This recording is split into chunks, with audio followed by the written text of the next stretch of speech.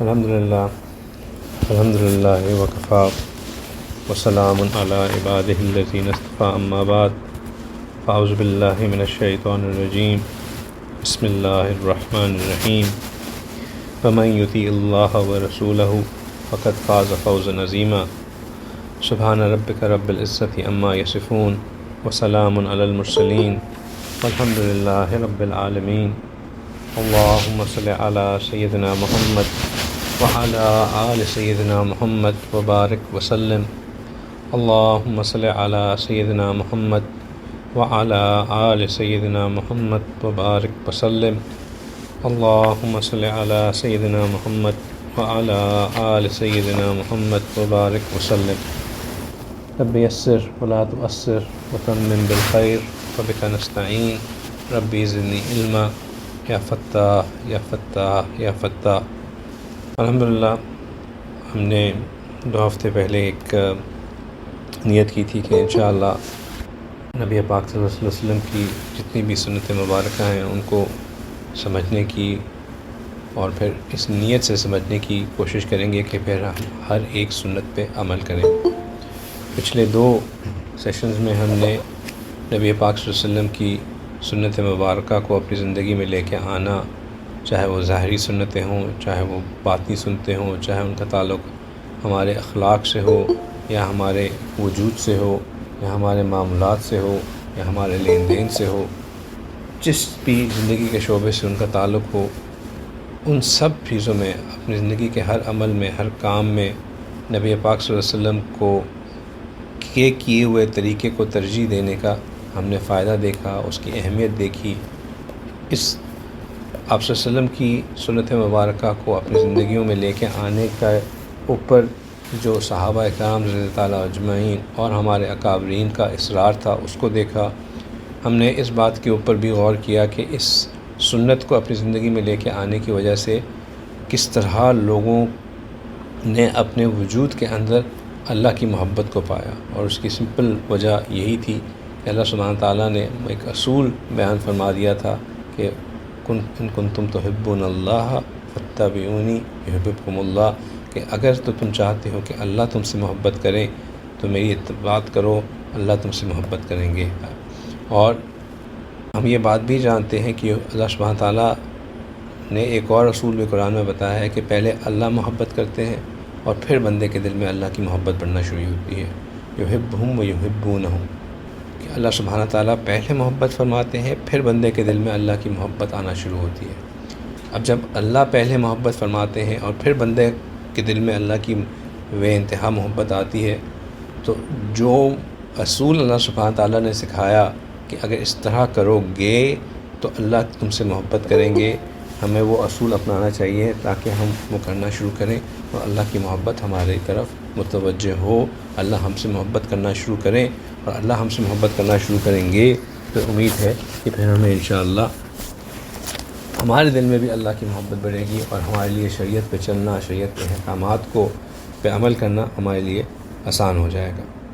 اسی نیت کے ساتھ جو ہم نے اگلا چیز ہم نے انشاءاللہ کرنی ہے وہ یہ ہے کہ زندگی کے مختلف جو اصول ہیں، جو مختلف پہلو ہیں، ان کے اندر جو سنتیں تھیں رسول اللہ صلی اللہ علیہ وسلم کی، ہم ان کا ذکر کریں گے،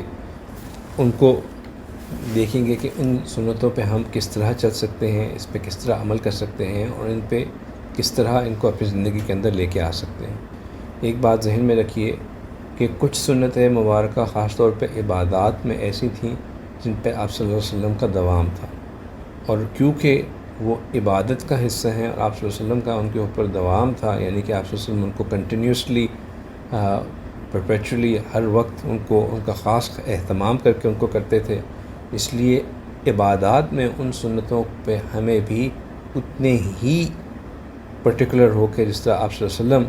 خاص طور پہ اس کا اہتمام کر کے ان کو کیا کرتے تھے، ہمیں بھی اس کو اوپر اسی طرح عمل کرنا ہے۔ لیکن آپ صلی اللہ علیہ وسلم کی ذات مبارکہ عادات کے اندر جو سنتیں تھیں، اگر تو ہم ان کو اپنا سکتے ہیں تو ہمیں 100% اپنانا چاہیے، لیکن کچھ عادات مبارکہ اب شاہد کرنا، کیونکہ حالات بدل چکے ہیں، وقت بدل چکا ہے، لائف سٹائل کی تبدیلی ہے، سرکمسٹانسز کی تبدیلی ہے،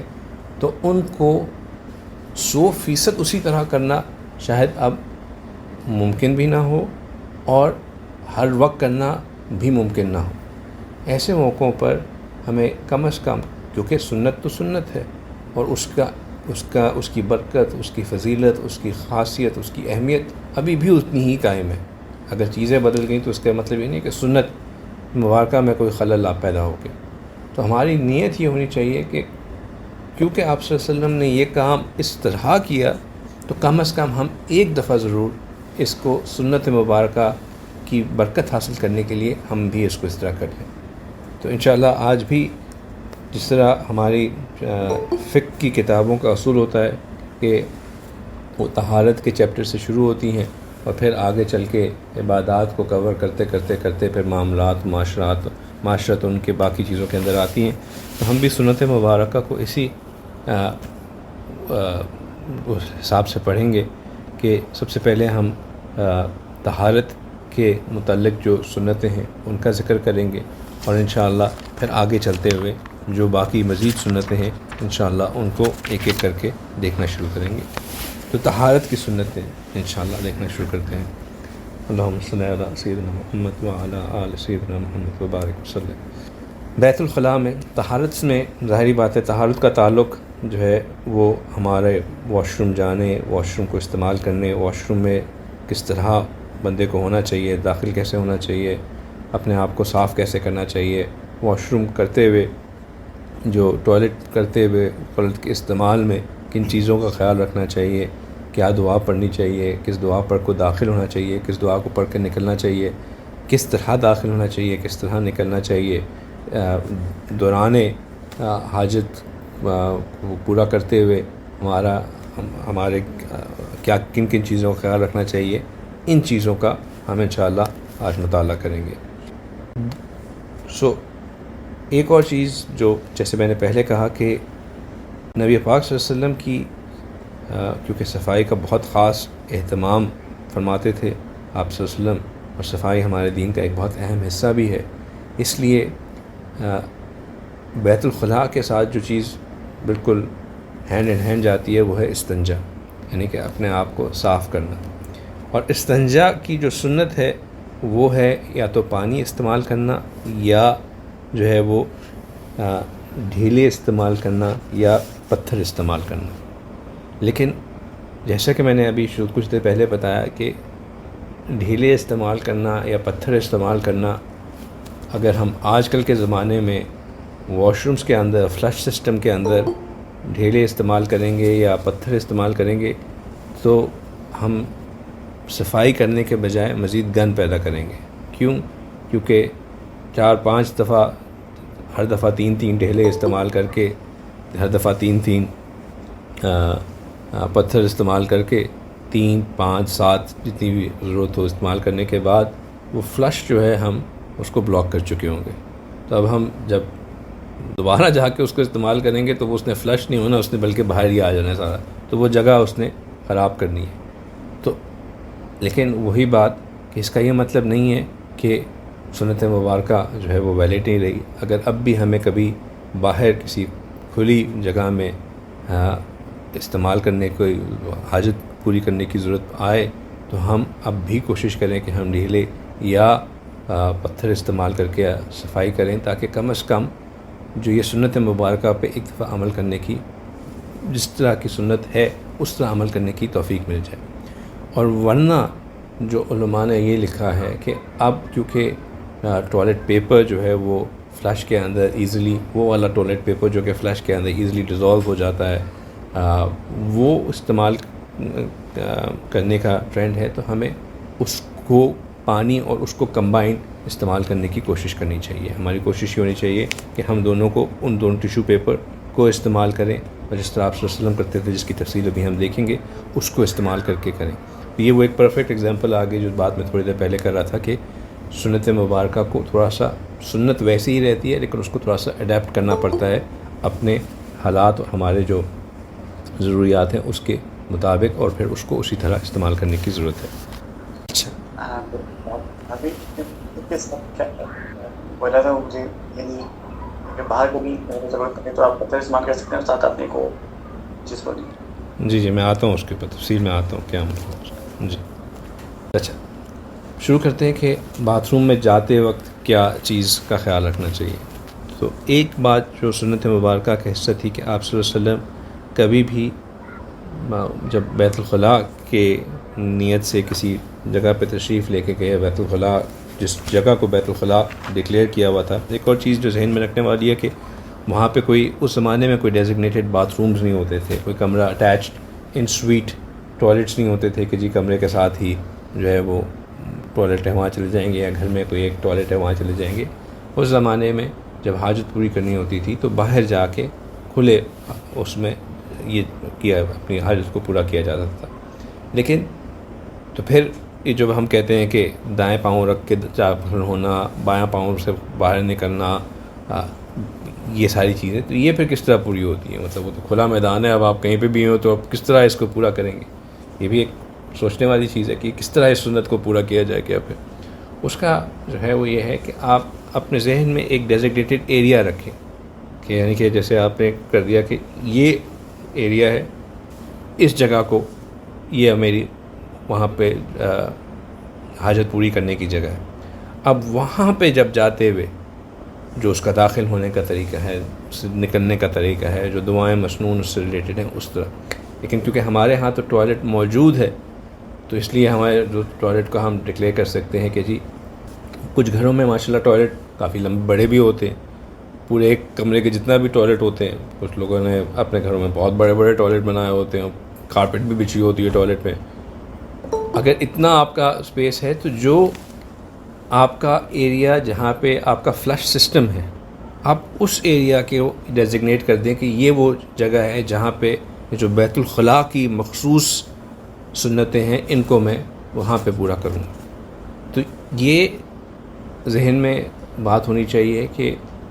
صرف ضروری نہیں ہے کہ ٹوائلٹ کے دروازے کے اندر داخل ہوتے ہی یہ ساری چیزیں ہوں.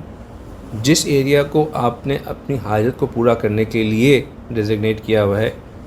اس کے اندر اگر آپ نے ذہن میں اس کی نیت یہ رکھ لیں کہ یہ ایریا، اس کا بھی جو ہے ڈپینڈنسی نیت کے اوپر ہے. اگر آپ اپنی نیت یہ رکھ لیں کہ میں اس ایریا کے اندر یہ کام کرتے ہوئے کروں گا تو آپ اس کو پھر وہاں پہ اس کے لحاظ سے کر سکتے ہیں. تو رسول اللہ صلی اللہ علیہ وسلم جس وقت بیت الخلاء کی نیت سے اس جس جگہ پہ داخل ہوتے تھے تو کبھی بھی ننگے سر اور ننگے پاؤں نہیں داخل ہوتے تھے. یہ آپ صلی اللہ علیہ وسلم کی سنت مبارکہ ہے کہ آپ صلی اللہ علیہ وسلم کبھی بھی ننگے سر حاجت پوری کرنے کے لیے نہیں تشریف فرما ہوا. یہ سنت ہم میں سے اکثر لوگ اس کا خیال نہیں کرتے. ہم اکثر ننگے سر واش روم جاتے ہیں، حالانکہ ویسے ہمیں ٹوپی پہننے کی عادت بھی ہو تو واش روم جاتے ہوئے ہم اس چیز کا خیال نہیں کرتے. لیکن آپ صلی اللہ علیہ وسلم کی سنت مبارکہ ہے کہ آپ صلی اللہ علیہ وسلم ہمیشہ ٹوپی پہن کے واش روم جاتے تھے. میں نے اپنے حضرت کے اندر، کیونکہ حضرت ماشاءاللہ ہر چیز پہ سنت کا کامل اتباع کا خاص خیال رکھتے ہیں، لیکن ایک چیز جس پہ میں نے ان کو جیسے ہر چیز کا آغاز دائیں ہاتھ سے کرتے ہوئے کرنے کی جو سنت ہے، یا بیٹھ کے پینے، بیٹھ کے کھانے، یا بسم اللہ پڑھنے کی، یا پانی کو سنین سانس میں پینے کی، اس طرح کی سنتیں جن پہ بہت اہتمام کیا جاتا ہے، اسی طرح کی ایک سنت مبارکہ جس کا میں نے حضرت جی کو بہت اہتمام کرتے ہوئے دیکھا وہ یہ ہے کہ آپ صلی اللہ علیہ وسلم حضرت جی دامت برکاتہم کبھی بھی ننگے سر واش روم نہیں جاتے. سفر میں کئی دفعہ ایسا ہوا کہ ہم کیونکہ ظاہری بات ہے ان کی صحت کی جو مسائل ہیں ان میں سے ایک مسئلہ یہ ہے کہ ان کی جو دوائی لیتے ہیں اس کی وجہ سے ان کو ایک بہت سڈن ارج واش روم جانے کی بھی ہوتی ہے. تو اب کبھی سفر سے ہم واپس آئے اور بہت زیادہ ایکسٹریم ارج ہو کہ بالکل اگر نہیں گئے تو کپڑے ناپاک ہو جانے کا ڈر ہو، اس ارج میں جب ان کو باتھ روم جانے کا وہ ہو اور انہوں نے اگر امامہ پہنا ہو تو اتنا ٹائم نہیں ہوا کہ اگر جیب سے ہاتھ نکال کر جو ہے وہ ٹوپی پہن لیں تو امامہ اتارتے ہی ساتھ جو رومال پڑا ہے اس کو سر پہ باندھ کر واش روم چلیں گے. لیکن ننگے سر میں نے کبھی بھی ان کو جاتے ہوئے نہیں دیکھا واش روم، کبھی بھی نہیں. تو یہ ایک اور یہ مجھے ہمیشہ یہی بات احساس دل میں آتا ہے اس سے کہ یہ ایک ایسی سنت مبارکہ ہے جس پہ ہم بہت احتیاط کرتے ہیں، لیکن اللہ والے جو ہیں وہ اس کا بھی بہت خاص خیال رکھتے ہیں۔ ننگے سر واش روم نہ جانا، اور آپ صلی اللہ علیہ وسلم کبھی بھی ننگے سر واش روم نہیں جاتے تھے، ہمیشہ اپنا سر ڈھانپ کے جاتے تھے۔ بیت الخلاء میں داخل ہوتے وقت پہلے ہمیشہ اپنا بایاں قدم رکھتے تھے۔ بیت الخلاء کیونکہ ایک ناپاک جگہ ہے، یہ ایسی جگہ ہے جہاں پہ جنات شیاطین راج کرتے ہیں، یہ ان کا پلے گراؤنڈ ہے، ہوم گراؤنڈ ہے، اور اس لیے اس ناپاکی کو اور کراہت کا اظہار کرتے کے لیے یہ وہ عمل ہے جو کہ عام سنتوں کے برعکس ہے۔ عام سنت کیا ہے کہ ہر چیز کو دائیں پاؤں سے، دائیں جانب سے آغاز کیا جائے۔ بیت الخلاء میں جانے وقت جو سنت ہے وہ یہ ہے کہ ہم بائیں پاؤں سے داخل ہوں۔ اور اس میں نے کیا بات بتائی جو ذہن میں رکھنے والی بات ہے، کیا ہے کہ وہ کہ جس ایریا کو آپ نے بیت الخلاء مارک کیا ہوا ہے، اب آپ کہیں باہر سنت پورا کرنا چاہ رہے ہیں کہ جی ہم جو ہے وہ ڈھیلے استعمال کر رہے ہیں یا پتھر استعمال کر رہے ہیں، اب آپ سوچیں میں پاؤں رکھوں تو کون سے والے پاؤں سے رکھوں، باہر میں کر رہا ہوں، اب تو کھلی جگہ ہے، پہلا داؤں آئے گا بایاں آئے گا،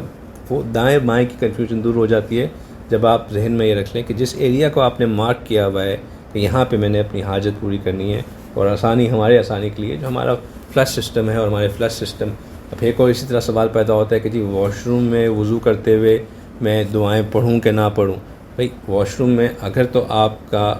اتنی جہاں پہ آپ حاجت پوری کرتے ہیں اور آپ کے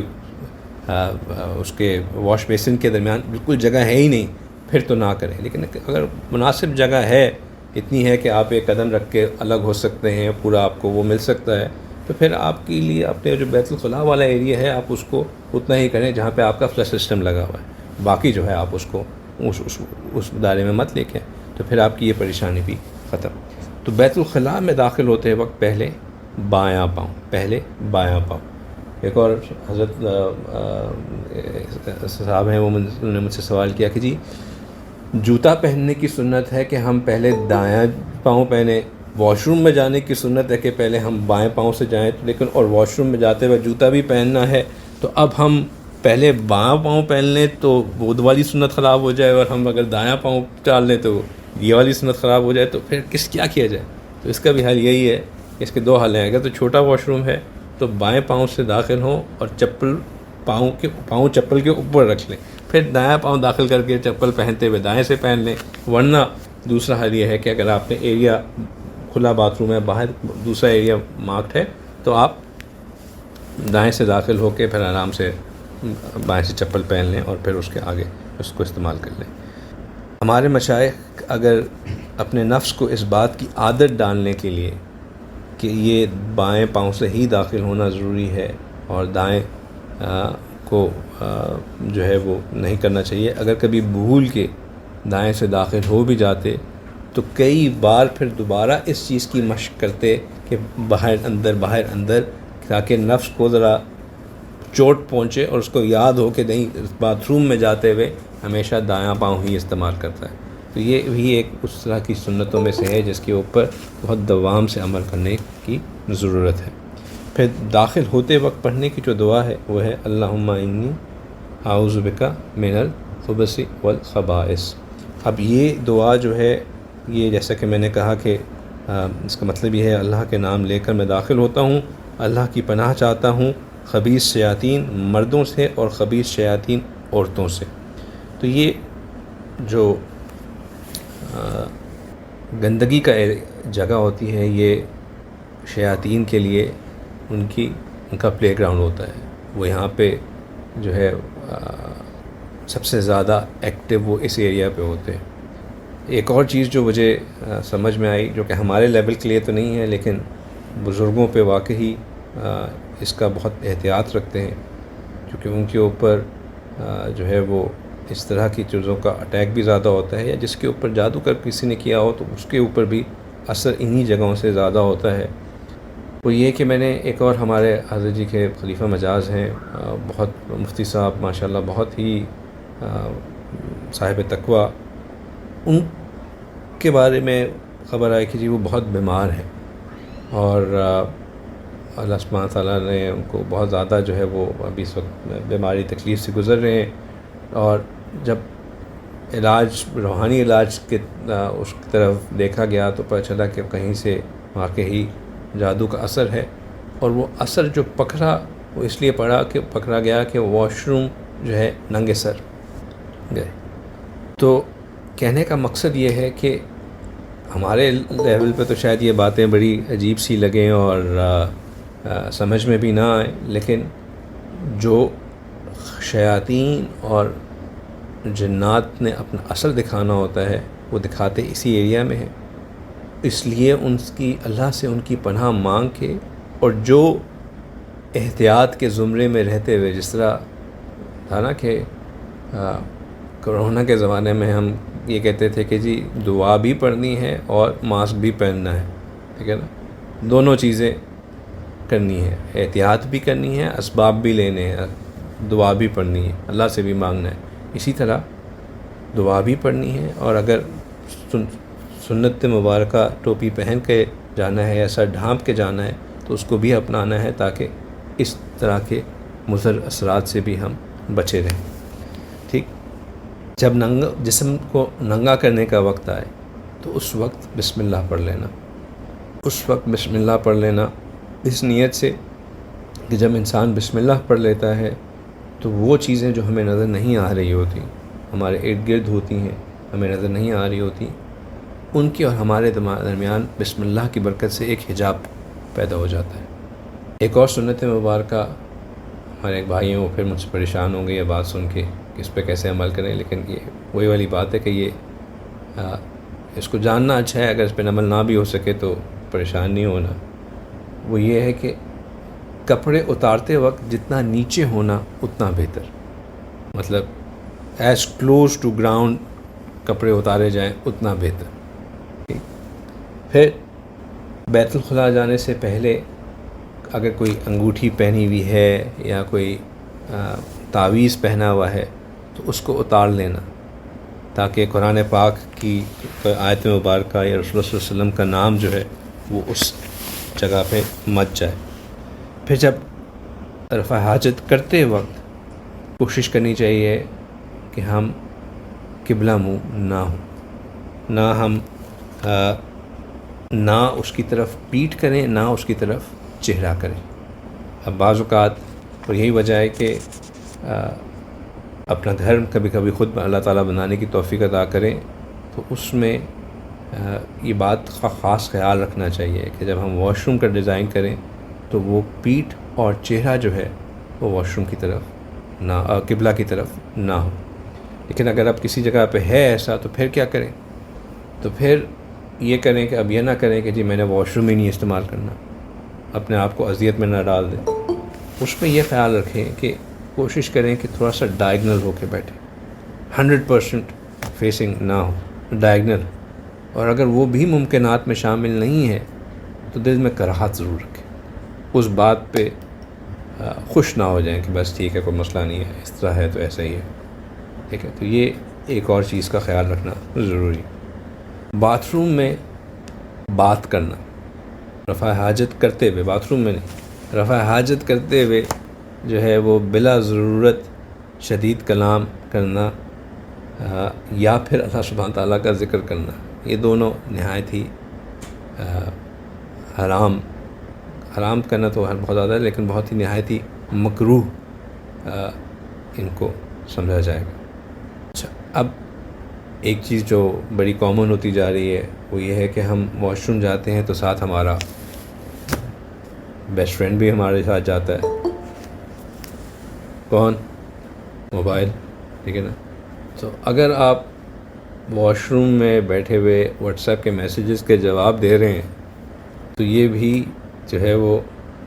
آپ کی گفتگو کے اندر ہی شامل ہو جائے گا۔ تو کوشش یہ کریں کہ اگر آپ اپنے ذہن میں اس بات کو رکھیں کہ میں اس وقت جنات و شیاطین کے پلے گراؤنڈ میں بیٹھا ہوا ہوں، میں جتنی جلدی یہاں سے نکل آؤں میرے لیے بہتر ہے، بھوتوں کے ساتھ میں نہ رہوں۔ اندھیرے کمرے میں کبھی کسی بچے کو بھیجے نا تو وہ بڑا گھبراتا ہے، کہتا ہے نہیں بھائی میں نہیں جانا وہاں پہ، مجھے ڈر لگتا ہے۔ تو یہ تو جگہ بتائی ہوئی ہے، یہ ہے ہی ان کا پلے گراؤنڈ، تو یہاں پہ ہم اس پلے گراؤنڈ پہ اگر ہم اپنا وقت نہ گزاریں اور جلد از جلد فارغ ہو کے وہ جو اہم میسیجز ہیں اور اہم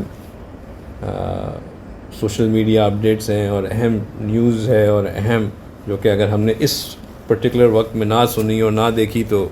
شاید دنیا کے اور ہمارے کاروبار کے کتنے نقصانات ہو جائیں، اس کو تھوڑا سا ملتوی کر دیں اور فارغ ہونے کے بعد اس کو ہم کر لیں. تو یہ ایک ضروری چیز ہے. کوشش یہ کرنی چاہیے کہ موبائل ساتھ لے کے ہی نہ جائیں، موبائل ساتھ لے کے ہی نہ جائیں. میں پھر حضرت کی مثال دیتا ہوں کہ شدید بیماری کی حالت میں حضرت جی کو اگر کبھی واش روم جانا ہو اور شوگر لو ہوا اس حالت میں اگر واش روم گئے، کیونکہ میں نے جیسے بتایا کہ واش روم جانا ان کے لیے بعض اوقات ایسی ضرورت ہو جاتی ہے کہ وہ اگر نہیں گئے تو بہت مشکل پیش آ سکتی ہے. اس میں اگر کبھی ہم ان سے یہ پوچھ لیں کہ حضرت ٹھیک ہیں، تو اس میں بھی وہ حالانکہ ایک عذر ہے، موقع ہے، اس میں بھی زیادہ سے زیادہ جو جواب آتا ہے آگے سے اندر سے وہ اتنا، کبھی اس سے زیادہ نہیں. اگر کسی چیز کی ضرورت بس. یہ حالانکہ بہت پرسنل پرائیویٹ کسی کی بات میں آپ سے شیئر کر رہا ہوں، لیکن شیئر کرنے کا مقصد یہ ہے کہ یہ وہ پریکٹیکلی دیکھی ہوئی چیزیں ہیں جس سے پتہ چلتا ہے کہ یہ چیزوں پہ کس طرح عمل کیا جاتا ہے. تو ہمیں بھی کوشش کرنی ہے کہ ہم ان چیزوں پہ عمل کریں تاکہ ان سے ہمیں فائدہ ہو، ہم ان سے سیکھیں. پیشاب کے یا پخانے کے چھینٹوں سے حتی الامکان کوشش کریں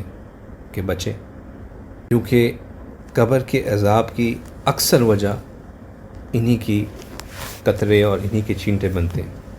فلش سسٹم جب ہم آج کل استعمال کرتے ہیں، اکثر کیونکہ اس میں آلریڈی پانی موجود ہوتا ہے اور پانی کے اندر جب اوپر سے کوئی چیز آتی ہے تو اکثر اس کی چھینٹیں اٹھ کے واپس آتی ہیں. تو اگر کبھی اس طرح ہو کہ آپ کو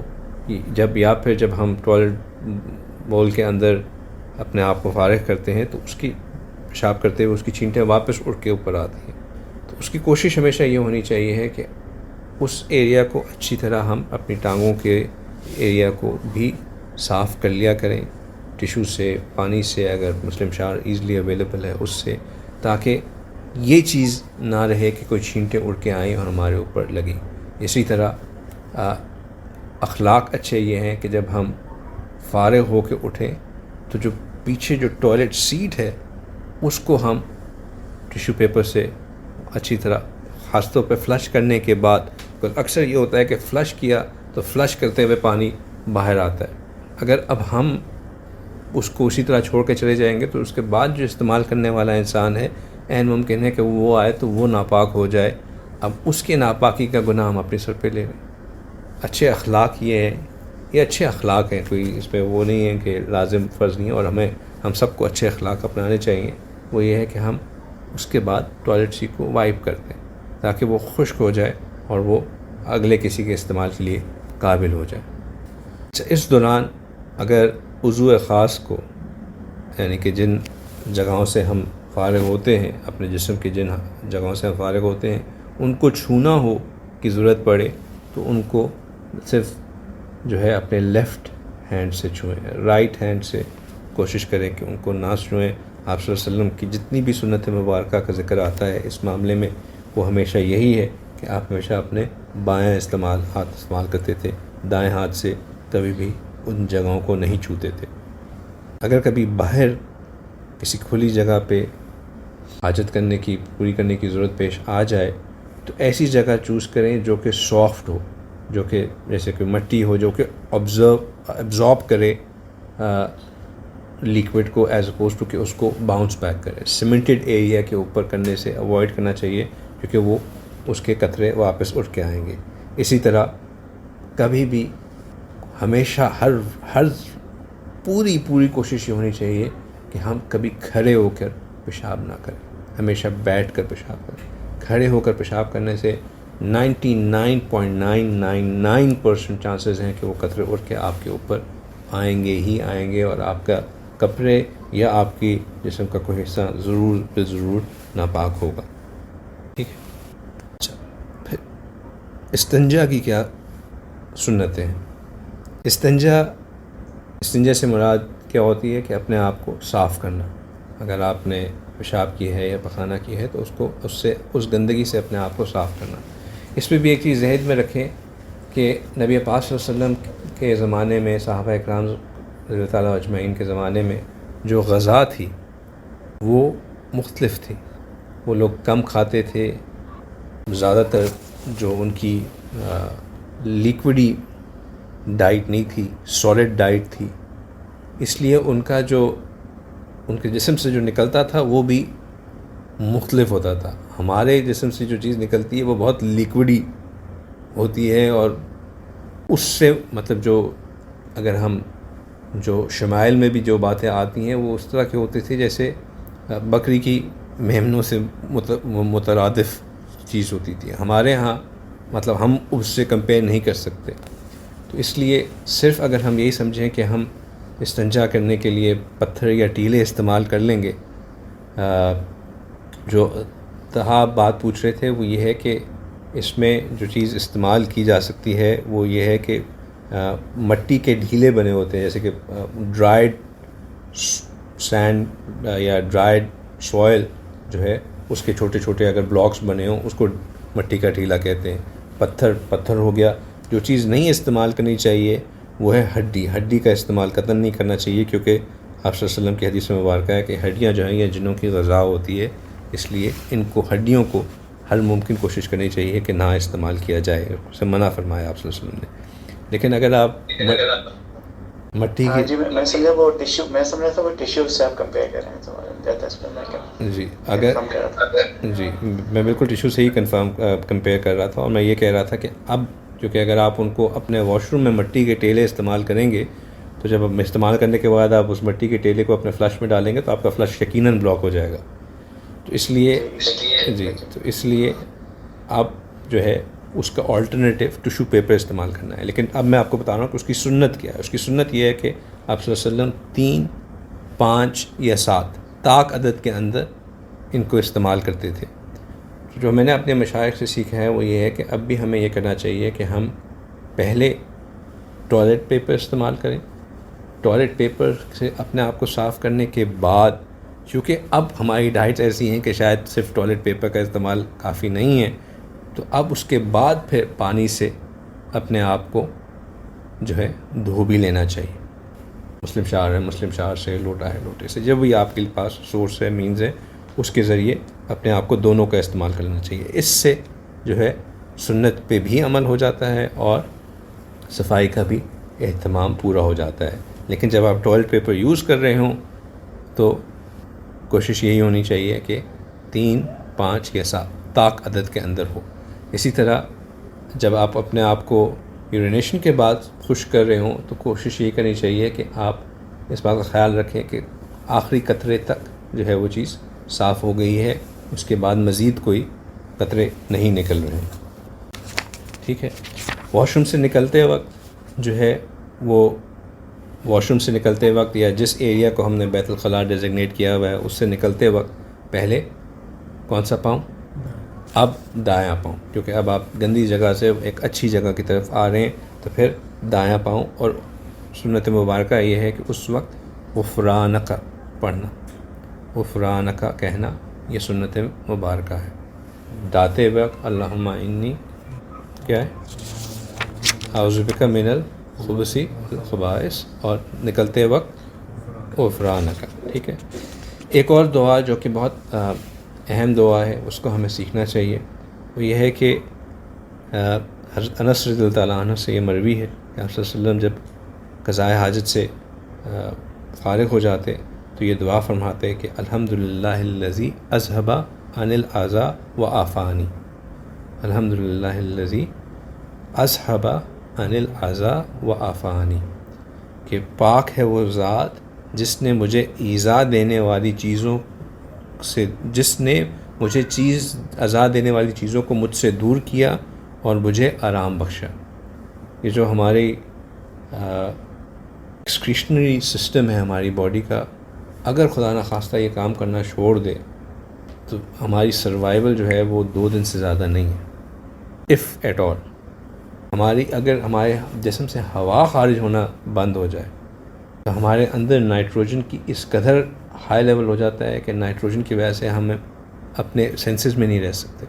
بے ہوش ہو جاتے ہیں، کانشیسنیس چھوڑ دیتے ہیں، مینٹل اویئرنیس بالکل زیرو ہو جاتی ہے۔ اگر کانسٹیپیشن کسی کو ہو تو سب سے بڑی پرابلم کانسٹیپیشن کی وجہ سے یہ ہوتی ہے کہ نائٹروجن لیولز باڈی کے اندر بہت ہائی ہو جاتے ہیں۔ اگر کسی کا یورین صحیح پاس نہ ہو رہا ہو، اس کی باڈی کے اندر یوریا بہت ہائی ہو جاتا ہے، کڈنی صحیح فنکشن نہ کر رہی ہو تو کتنے مشکلات پیش آتی ہیں۔ تو اس لیے جب بھی یہ اللہ کی نعمتوں میں سے بہت بڑی نعمت ہے کہ ہم عافیت کے ساتھ اپنی ضرورت کے حساب سے اپنے وقت پر واش روم استعمال کر لیتے ہیں، اس لیے اس پہ اللہ کا ہمیشہ شکر ادا کرنا چاہیے، اور وہ یہ ہے الحمدللہ الذی اذھب عن الاذى وعافانی۔ ٹھیک ہے، بس آج کے لیے اتنا ہی کرتے ہیں، انشاءاللہ پھر آگے اس سے جو مزید طہارت کی فضائل اور سنتیں ہیں انشاءاللہ ان کے اوپر بات چیت کریں گے۔ بس چلیں آخری کچھ ایک دو باتیں کر لیتے ہیں طہارت کے متعلق ہی ہیں، پھر آگے سے مسواک کی سنتوں کے بارے میں بات کرنا شروع کریں گے۔ طہارت کے مزید بارے میں جو کچھ باتیں ذہن میں رکھنی چاہیے وہ یہ ہے کہ ہماری ہر عبادت کی بنیاد جو ہے وہ طہارت کے اوپر ہے۔ آپ یہ سمجھ لیں کہ یہ وہ فاؤنڈیشن ہے جس کے اوپر ہمارا باقی سارا کا سارا اسلام کھڑا ہے۔ تو طہارت ایک بہت ہی فنڈامنٹل اور امپورٹنٹ چیز ہے۔ جو صفائی کو نصف ایمان کہا گیا وہ اسی لیے کہا گیا کہ اگر ہماری صفائی نہیں ہوگی تو باقی کی ساری چیزیں جو ہیں ان کی کوئی گارنٹی نہیں کہ وہ سب سے زیادہ۔ یہی وجہ ہے کہ قیامت کے روز سب سے پہلا حساب جن چیزوں میں سے ہوگا ان میں طہارت بھی ایک چیز ہے۔ پاک اور صاف لوگ ہی جنت کے حقدار ہوں گے۔ جو شخص طہارت اور نظافت کا خیال رکھتا ہے فرشتے اس کے لیے دعا کرتے ہیں۔ ہمارے جو پاک کپڑے ہوتے ہیں وہ ہمارے لیے تسبیح کرتے ہیں، اور جب وہ گندے ہوتے جاتے ہیں تو وہ اپنی تسبیح اسی حساب سے بند کر دیتے ہیں۔ ایک اور سنت ہے مبارکہ جس پہ عمل کرنے کی کوشش کرنی چاہیے، وہ یہ ہے کہ جب ہم سو کے اٹھیں تو ہمیں ہاتھ دھونے چاہیے۔ یہ ایک ایسی عادت ہے جو کہ ہم اکثر نہیں کرتے۔ سو کے اٹھنے کے بعد جو ہم سنت اپناتے ہیں وہ کون سی ہے؟ موبائل چیک کرتے ہیں، جو کہ دینی سنت نہیں ہے، وہ پتہ نہیں کس کی سنت ہے، لیکن جو کرنی چاہیے وہ یہ ہے کہ ہم ہاتھ دھویا کریں۔ اچھا، جنگلی تالاب اور جھیل وغیرہ سے وضو کرنا بھی سنت ہے، تو اگر کبھی اس سنت کو پوری کرنے کا موقع ملے تو یہ بھی ضرور کرنی چاہیے کہ کوئی تالاب ہو یا کوئی جھیل ہو تو وہاں جا کے وضو کرنا بھی چاہیے، یہ بھی انشاءاللہ یہ سنت کا حصہ ہے۔ بہتے پانی میں پیشاب کرنا خلاف سنت ہے، بہتے پانی میں پیشاب کرنا خلاف سنت ہے۔ تو یہ بس کچھ باتیں تھیں جن کے بارے میں آگاہی پیدا کرنا چاہتا تھا میں، تو انشاءاللہ ان کے اوپر اگر ہم عمل کریں تو انشاءاللہ ان سے ضرور فائدہ ہوگا۔ آخر دعوانا اللہ سبحانہ وتعالی ہمیں ان سنتوں پر عمل کرنے، ان کو اپنی زندگی میں لے کے آنے کی توفیق عطا فرمائے۔ آخر دعوانا الحمدللہ رب العالمین۔